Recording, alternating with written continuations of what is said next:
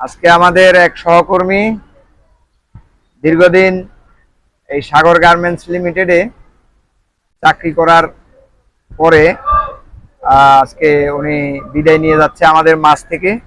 অনেকদিন চাকরি করছে। কত বছর চাকরি করছেন আফা আপনি? 5 বছর। জি। 5 বছর এই প্রতিষ্ঠানে চাকরি করছে, দেখছেন আপনারা?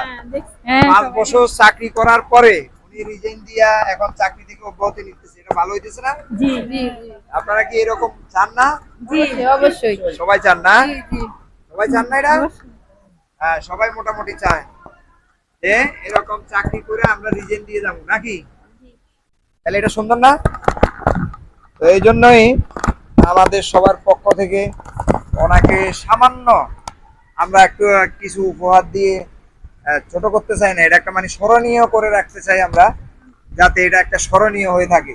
এই প্রতিষ্ঠানে চাকরি করার পরে সে 5 বছর চাকরি করার পরে রিজাইন দিয়ে আমাদের মাঝ থেকে বিদায় নিয়ে যাচ্ছে। এটা একটা স্মৃতি হিসেবে ওনার জন্য সামান্য আমরা গিফটের আয়োজন করছি।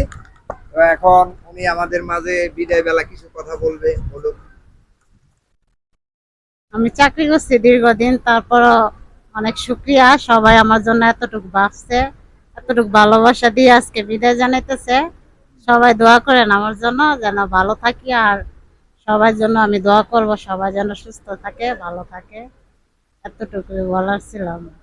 আলহামদুলিল্লাহ, ওনার মূল্যবান কথা শুনে আমাদের সবার কাছে ভালো লাগছে। ভালো লাগে নাই? হ্যাঁ, সবার কাছে ভালো লাগছে।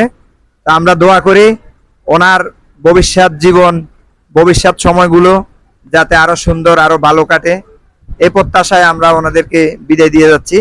আল্লাহ হাফিজ। না